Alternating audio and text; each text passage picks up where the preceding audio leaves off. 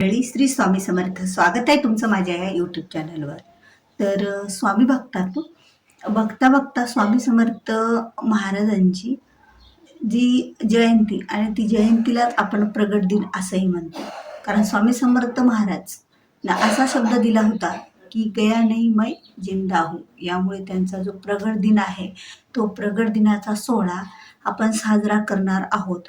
तो म्हणजे 20 मार्चला. कारण 20 मार्चला स्वामी समर्थ महाराजांचा प्रगट दिन आहे.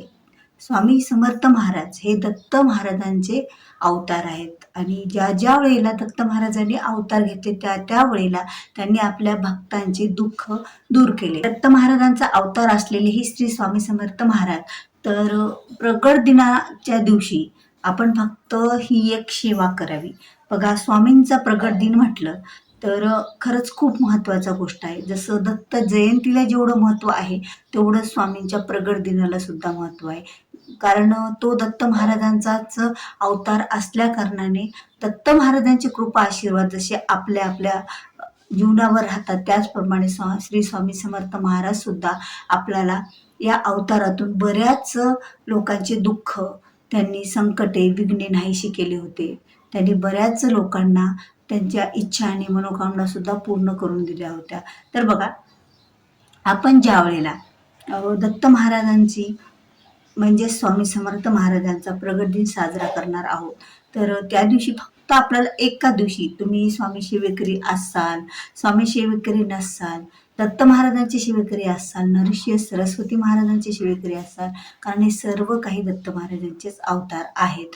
श्रीपाद श्री वल्लभ. तर महाराजांच्या जन्मदिवशी, आता जन्मदिवस म्हणजे खूप आनंदाचा आणि उत्साहाचा दिवस असतो. तर जन्मदिवशी ज्या सेवा केल्या जातात ना, त्याचं पुण्य हे जास्त पटीनं मिळत असतं. म्हणून तर आपल्याला श्री स्वामी समर्थ महाराजांच्या प्रगट दिनाच्या दिवशीच फक्त ही एक सेवा करायची आहे. आणि ही सेवा जर आपण आवर्जून केली, ही सेवा जर केली, तर आपल्या सर्व इच्छा, आकांक्षा, मनोकामना पूर्ण करणारी सेवा आहे. पण ही सेवा संकल्पयुक्त आहे. ही सेवा आपल्याला संकल्प करूनच करायची आहे. तर बघा, ज्यावेळेला तुम्ही स्वामींची सेवा करणार आहात, त्यावेळेला तुम्हाला स्वामी समर्थ महाराजांना एक स्तोत्रांचं पठण करायचं आहे. तर आपल्याला एक सेवा करायची आहे. आता दत्त महाराजांचीच सेवा आहे, पण श्री स्वामी समर्थ महाराजांच्या प्रगट दिनाच्या दिवशी आपल्याला करायची आहे. तर ही सेवा म्हणजे एक वाचन आहे, आणि खरंच या वाचनामुळे आपल्या सर्व इच्छा, आकांक्षा, मनोकामना पूर्ण होतात. माझ्या स्वतःचा अनुभव आणि बऱ्याच सेवेकऱ्यांचा अनुभव सुद्धा आहे. पण जर आपण योग्य तिथीवर, चांगल्या तिथीवर याचं वाचन केलं, तर याचं फळ सुद्धा आपल्याला तितक्यात जास्त पटीने मिळत असतं. तर स्वामी समर्थ महाराजांचा प्रगट दिन म्हणजे दत्त महाराजांच्या अवतारातलाच एक महत्त्वाचा दिवस आहे, ज्यावेळेला दत्त लहरी या पृथ्वी तलावर जास्त प्रमाणात आढळतील. तर त्याच वेळेला स्वामी भक्तांनो, आपल्याला ही एक सेवा करायची आहे. तर ती सेवा कशी करावी आणि कोणती करावी, याबद्दलचीच संपूर्ण माहिती तुम्हाला या व्हिडिओच्या माध्यमातून मिळणार आहे. त्यामुळे व्हिडिओ हा स्किप न करता शेवटपर्यंत पहा. तुम्ही जर माझ्या चॅनलवर नवीन असाल, अद्याप तुम्ही माझ्या चॅनलला सबस्क्राईब केलेलं नसेल, तर चॅनलला सबस्क्राईब करायला विसरू नका. कारण जेव्हा केव्हा मी असे सेवेबद्दलचे, वास्तू टिप्सबद्दलचे, देवघर देवाराविषयीचे, सणवार वैकल्य विषयीचे व्हिडिओ माझ्या चॅनलवर अपलोड करते ना, त्यावेळेला त्याचं नोटिफिकेशन हे तुम्हाला हा व्हिडिओ मिळून जाईल तुमच्या मोबाईलमध्ये, आणि तुम्ही माझा एकही व्हिडिओ हा मिस करणार नाही. तर या दिवशी आपल्याला एक सेवा करायची आहे. बघा, भले तुम्ही स्वामी सेवेकरी असाल नसाल, तुमच्याकडून दररोज नित्य सेवा होत नसेल, स्वामींची सेवा होत नसेल, तरी ही सेवा तुम्हाला करायची आहे. ती सेवा कोणती आहे? तर बघा, ती सेवा आता आहे आपल्याला, तर ती सेवा म्हणजे श्री दत्तात्रय स्तोत्र आहे. आता हे दत्तात्रय स्तोत्र तुम्हाला कोणत्याही पुस्तकात मिळून जाईल, किंवा तुम्हाला तुमच्याकडं श्री स्वामी समर्थ सेवा मार्गातील हे नित्य सेवेचं, आता ही फ्रंट कॅमेरा आहे त्यामुळे उलट दिसतंय, ही जी नित्य सेवा आहे, या नित्य सेवामध्येच 178 पान नंबर, जर नवीन आपण ही नित्य सेवा घेतली तर यामध्ये 178 पान नंबरवरच आपल्याला दत्तात्रय स्तोत्र आहे. आता हे जे दत्तात्रय स्तोत्र आहे ना, तर या दत्तात्रय स्तोत्रातल्या अगोदर तुम्हाला ह्या 2 ओळी वाचन करायच्या आहेत. म्हणजे दत्तात्रय स्तोत्रातल्या ह्या 2 ओळी, हे आहे दत्तात्रय स्तोत्र. तर या दत्तात्रय स्तोत्राला हे विनियोग इथं सुरू होते. म्हणजे इथे श्री गणेशाय नमः ते जपे विनियोग आहा, या 2 वळीला तुम्हाला ही वळ सुरू करताना हातावर पाणी घ्यायचं आहे आणि त्यानंतर या 2 वळी तुम्हाला वाचन करायच्या आहेत. ह्या 2 वळी झालं की त्या हातातलं जे पाणी आहे ते सरळ हाताने तुम्हाला एखाद्या समोरच्या तांबड्यात टाकायचं आहे असं. आणि त्यानंतर तुम्हाला फक्त प्रथमस्तु, आता हे बघा, हे प्रथमस्तु पर्यंत करुणा करा इथपर्यंत 1000 वेळा वाचन करायचं, 1000 वेळा. जरी 1000 वेळा हे वाचन तुम्हाला कठीण वाटत असेल तरीही याची इच्छा आणि मनोकामना पूर्ण करणारं हे स्तोत्र असल्या कारणाने आपल्याला याचं पठण 1000 वेळा वाचन करायचं आहे. जर तुम्ही ही सेवा 3 दिवसात 4 दिवसात केली तर तशी तुम्ही संख्या ठरवू शकता. जसं की तुम्ही 3 दिवसात करायलो तर आपण वाचन तर 350 अशा ओव्या तुम्ही वाचन करू शकता 350 वेळा.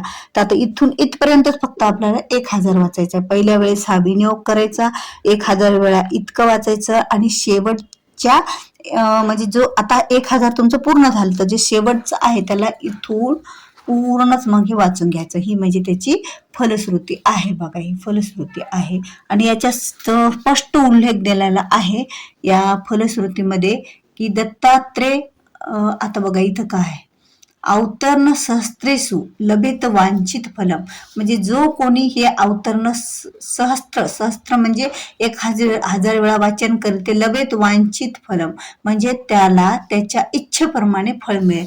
आणि आणखी बऱ्याच गोष्टी अशा आहेत की त्रिकार पठनित मोक्षे सिद्धी वापनुयात दत्तात्रय सदाक्षरम करायची पद्धत आहे. आता ह्या विनियोगच्या अगोदर तुम्हाला संकल्प करायचा असतो. संकल्पासाठी हातात पाणी घ्यावं, त्याच्यात थोडेसे तांदूळ टाकावे, 3-4 दाणे, 4-5 दाणे, एक फुल घ्यावं आणि तुम्हाला जी इच्छा आहे तुमचं नाव घ्यावं, गोत्राचा उच्चार करावा. गोत्र जर तुम्हाला माहित नसेल तर तुम्ही कश्यप गोत्र उत्पन्नानं म्हणावं आणि मी यासाठी एवढं 1000 वेळा दत्तात्रयाचं स्तोत्राचं वाचन करणार असं म्हणून सरळ हाताने पाणी तांबण्यात ठेवावं. त्यानंतर विनियोगचं पाणी हातात घ्यावं, विनियोग पर्यंत वाचन करावं आणि परत पुन्हा ते तळहाताने पाणी तांबण्यात ठेवावं आणि नंतर प्रथमस्तु पासून करुणा करापर्यंत 1000 वेळा वाचावं आणि 1000 वेळी तुम्हाला एवढं पूर्ण वाचून टाकायचं. म्हणजे याची फलश्रुती म्हणजे झालं तुमचं हे पूर्ण वाचन. फक्त तुम्हाला ह्या 2-3 ओळी वाचायच्या आहेत. त्या म्हणजे प्रथमस्तु महायोगी, द्वितीय प्रभू शुरा, तृतीय त्रिमूर्तीच, चतुर्थ ज्ञानसागरम, पंचम ज्ञान विज्ञानम, षष्ट्यात सर्वमंगलम, सप्तम पुण्यराक्षम, अष्टम देवोल्लभम, नवम नंददेवश, दशको नंददायका, एकादश महारुद्र, द्वादश करुणाकर. हे जे 12 नावे आहेत दत्तात्रय महाराजांची, 12 नावेच आपल्याला 1000 वेळा वाचायचे आहेत तेच. आणि हे अगोदर विनियोग हे 12 नावे 1000 वेळा आणि त्यानंतर हे पूर्ण याच्यावर वाचायचं आहे. तर एवढी सोपी सेवा आहे.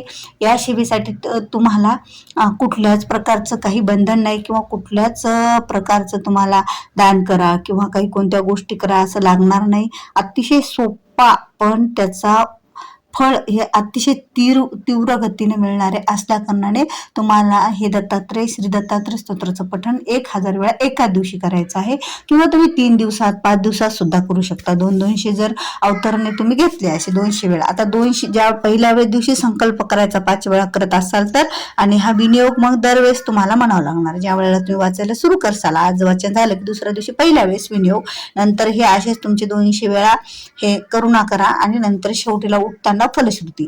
कारण बसल्याच्या नंतर जेवढे होतील अवतरण त्यावेळेला उठल्याच्या नंतर हे एवढं वाचन करायचंच असतं. फलश्रुती तेव्हाच उठता येतं आपल्याला त्या जागेवरून. तर अशा प्रकारे तुम्ही 5 दिवसात, 3 दिवसात, 7 दिवसात संख्या ठरवून जसं वाचता येईल तसं वाचा. पण हे स्तोत्र एवढं प्रगतीपर आहे, एवढी इच्छा आकाश पूर्ण करणार आहे की दत्त महाराजांचा कृपा आशीर्वादच आपल्याला मिळणार असं हे स्तोत्र आहे. तर तुम्हाला अशा प्रकारे हे स्तोत्र वाचन. आता तुमच्या लक्षात आलं असेल की वाचन कसं करायचं आहे. तेही 1000 वेळा. ते 1000 वेळाची तुम्ही संख्या ठरवून तुम्ही वाचन करू शकता. मग तुम्ही वाचन केल्याच्या नंतर जे विनियोगचं पाणी आहे ते वेगळ्या तामणात घ्यायचं असतं आणि संकल्प एकदाच करायचा असतो. पहिल्या दिवशी संकल्प करायचा आणि एका दिवसात वाचन करत असाल तर विशेष नाही, विनियोग एकदा आणि संकल्प एकदा. पण ज्या वेळेला तुम्ही 3 दिवसात 4 दिवसात वाचन करणार असाल तर संकल्प एकदाच राहील पहिल्या वेळेस, पण विनियोग हा ज्या वेळेला वाचन करायला बसाल त्यावेळेला विनियोग हा राहणारच झाला तुमचा पहिल्या वेळेस वाचन करताना. म्हणजे आज वाचायला बसल्या 200 अवतरणं केली तुम्ही, 300 केले तर पहिल्या वेळेसच विनियोग घ्यायचा, शेवटी फलश्रुती घ्यायची. आता दुसऱ्या दिवशी पण विनियोग घ्यायचा, फलश्रुती घ्यायची आणि मधली जी संख्या ठरली त्या प्रथमेच तू करुणाकारापर्यंत तुम्हाला जी तुमची संख्या तुम्ही ठरवलेली आहे की एवढ्या दिवसात 1000 करायचे आहेत, 1000 वेळा वाचन त्याप्रमाणे. खरंच असा अनुभव, स्वामींचा अनुभव सिद्ध असा हा जी स्तोत्र आहे ना, तशी ती सेवा आहे. तर ही सेवा निश्चितच तुम्ही करा. तीही स्वामी प्रगट दिनापर्यंत तुमच्या इच्छा आकांक्षा पूर्ण झाल्याशिवाय राहणार नाहीत.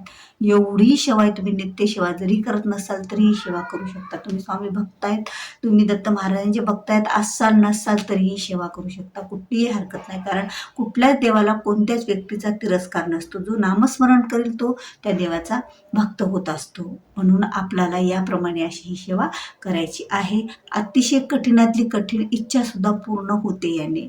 नशिबात नाही ते सुद्धा मिळते, भाग्य उदय होतो आणि भाग्य सुद्धा आपलं चमकत असतं. आयुष्याचं सोनं झाल्याशिवाय राहत नसतं जर आपण ही सेवा केली तर. आता ही सेवा तुम्हाला प्रगट दिनाच्या दिवशी नाही करणं झाली तर तुम्ही एखाद्या गुरुवारी कोणत्याही दिवशी तुम्ही ही सेवा करू शकता, कुठलीही हरकत नाही याला. शुभ दिवस पाहून सुरुवात करा किंवा एका दिवशी शुभ गुरुवार पाहून सुद्धा ही सेवा आपण पूर्ण करून घेऊ शकतो. तर स्वामी भक्तांना तुम्हाला व्हिडिओ आवडला असेल तर व्हिडिओला लाईक करा, शेअर करा. तुम्ही चॅनलवर नवीन असाल तर चॅनलला सबस्क्राईब करा. अद्याप सबस्क्राईब केलेलं नसेल तरच करा, असेल तर करण्याची गरज नाही. तर भेटूया पुन्हा अशाच एका नवीन माहितीपूर्ण व्हिडिओसोबत. तोपर्यंत श्री स्वामी समर्थ. जय जय.